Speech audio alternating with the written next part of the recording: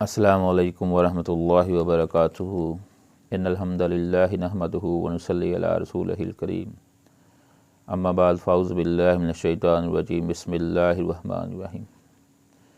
میرے عزیز بھائیوں، میری بہنوں، میری بیٹیوں، میرے عزیز و اقارب، میرے کلمہ گو مومل مسلمانوں، لا الہ الا اللہ محمد رسول اللہ کا اقرار کرنے والوں، میری یہ دعا ہے کہ اللہ تعالیٰ موت کے وقت ہم سب کو کلمہ لا الہ الا اللہ نصیب فرمائے، کیونکہ ہمارے پیارے نبی حضرت محمد صلی اللہ علیہ وآلہ وسلم نے فرمایا کہ جو بندہ موت کے وقت جس کی زبان پہ کلمہ لا الہ الا اللہ جاری ہو گیا، داخل الجنہ، وہ بندہ جنت میں داخل ہوگا۔ تو میرے عزیز بھائیو، اللہ تعالیٰ سے جب بھی دعا کریں، یہ دعا کریں کہ اللہ موت کے وقت کلمہ نصیب فرمائے۔ تو میرے عزیز بھائیو، آج میں آپ کے لیے بہت ہی پیاری سی حدیث لے کر آیا ہوں۔ حدیثیں سبھی پیاری ہیں، نبی پاک صلی اللہ علیہ وسلم کی، بس ایک سے بڑھ کر ایک، جیسے پنجابی میں کہتے ہیں نا کہ وس و ود، یہ حساب ہے کہ ایک سے بڑھ کر ایک پیاری حدیثیں ہیں۔ تو کچھ بندے کو ذاتی طور پر بہت پیاری لگتی ہیں، تو وہ یہ حدیث ہے کہ ہمارے پیارے نبی حضرت محمد صلی اللہ علیہ وآلہ وسلم نے فرمایا کہ جو بندہ شام کو اس کو پڑھے گا اور صبح سے پہلے فوت ہو گیا، وہ بندہ جنتی ہے، اور جو بندہ صبح فجر کی نماز کے بعد جماعت کے بعد اس کو پڑھے گا اپنے دل سے اور اس پہ یقین بھی کرے گا، اس پہ عمل بھی کرے گا، وہ تو شام سے پہلے فوت ہو جائے، وہ بندہ جنتی ہے۔ یہ بہت ہی پیاری حدیث ہے، اس کو نماز کے بعد پڑھنا ہے، صبح فجر کی نماز کے بعد اور شام مغرب کی نماز کے بعد انشاءاللہ تعالی بندہ فوت ہو جائے تو نبی اکرم صلی اللہ علیہ وسلم کی گارنٹی ہے کہ وہ بندہ جنتی ہے۔ تو اس کا نام ہے سید الاستغفار۔ میں آپ کے سامنے پڑھتا ہوں، آپ یاد کر لیں۔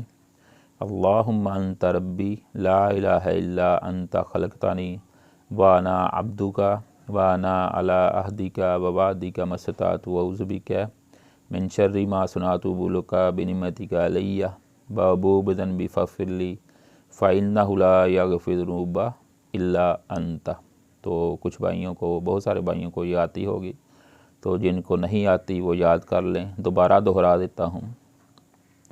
اللہم انت ربی لا الہ الا انت خلقتنی وانا عبدک وانا علی عہدک ووعدک ما استطعت واعوذ بک من شر ما صنعت ابوء لک بنعمتک علیہ وابوء بذنبی فاغفر لی فإنہ لا یغفر الذنوب الا انت۔ تو اس کا نام ہے سید الاستغفار۔ یہ صحیح بخاری شریف میں حدیث ہے کہ جو بندہ اس کو یاد کرتا ہے اور اس کو پڑھتا ہے صبح فجر کی نماز کے بعد اور شام مغرب کی نماز کے بعد، تو بندہ پڑھتا ہے، اس نے پڑھی ہوئی ہے، اس کی موت کا ٹائم آ گیا، وہ فوت ہو گیا، تو نبی اکرم صلی اللہ علیہ وسلم نے فرمایا کہ وہ بندہ جنتی ہے۔ تو اس کا ترجمہ کیا ہے؟ ترجمے میں اصل مجھے مزہ آتا ہے، کیونکہ ترجمے میں سمجھ آتی ہے کہ ہمارے پیارے نبی نے کیا فرمایا ہے، کیونکہ عربی دان نہیں ہے ہم ہیں اردو دان، پنجابی دان۔ ہمیں اردو کی سمجھ آتی ہے یا پنجابی کی آتی ہے، کیونکہ عربی کی ہمیں اتنے پڑھے لکھے نہیں ہیں، ہمارے 70% لوگوں کو عربی کی سمجھ نہیں آتی۔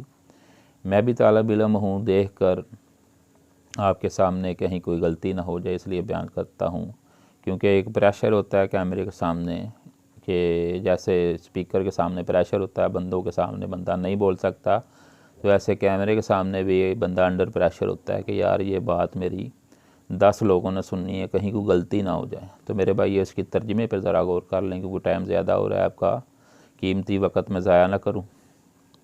اللہم انت ربی، اس کا مطلب ہے اے اللہ تو ہی میرا رب ہے، اے اللہ تو ہی میرا رب ہے، تیرے علاوہ کوئی عبادت کے لائق نہیں، اللہ کے علاوہ کوئی بھی عبادت کے لائق نہیں ہے، صرف عبادت اللہ ہی کی کرنی، سجدہ اللہ ہی کو کرنا ہے، رکوع اللہ ہی کو کرنا ہے۔ یہ جو درباروں پہ جا کے سجدے کرتے ہیں نا، یہ جو بابوں کو جا کے سجدے کرتے ہیں، ان کے پاؤں میں گر پڑتے ہیں، اپنی گردن کو سجدے میں جھکا دیتے ہیں، یہ شرک عظیم ہے میرے بھائیو، اس سے بعد آ جاؤ۔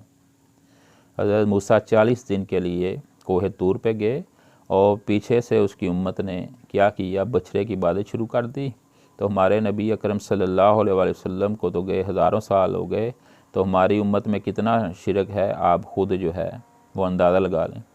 تو اس لیے شرک نہیں کرنا، شرک سے بچنا ہے، کیونکہ حدیث شریف میں آتا ہے کہ اللہ تعالیٰ جس کے چاہے گناہ معاف کر دے گا مگر شرک کو معاف نہیں کرے گا۔ تو میرے عزیز بھائیو، شرک سے بچو۔ اللہ کے علاوہ کوئی بارک لائی نہیں۔ تو نے ہی مجھے پیدا کیا اور میں تیرا بندہ ہوں۔ اللہ تعالیٰ نے ہم سب کو پیدا کیا، ہم سب اللہ کے بندے ہیں۔ بندے کا مطلب ہوتا ہے غلام۔ ہم سب اللہ کے غلام ہیں۔ اللہ نے ہمیں پیدا کیا، ہمیں دیکھنے کے لیے آنکھیں دیں، سننے کے لیے کان دیے، بولنے کے لیے زبان دی، تو اللہ تعالیٰ نے ہمیں چلنے کے لیے پاؤں دیے۔ ان سب نعمتوں پر اللہ تعالیٰ کا شکر ادا کریں۔ اللہ تعالیٰ مجھے اور آپ کو شکر ادا کرنے کی توفیق عطا فرمائے۔